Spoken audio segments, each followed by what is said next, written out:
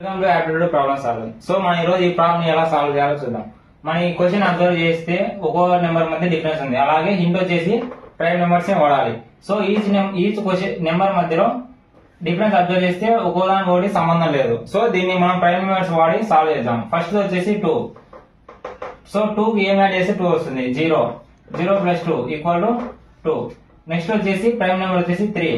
3 కి ఏం యాడ్ చేస్తే 4 వస్తుంది. 1 ప్లస్ 3 4. అలాగే నెక్స్ట్ ప్రైమ్ నెంబర్ వచ్చేసి 5 కి ఏం యాడ్ చేస్తే 7 వస్తుంది. 2 ప్లస్ 5 ఈక్వల్ టు 7. నెక్స్ట్ అలాగే 11.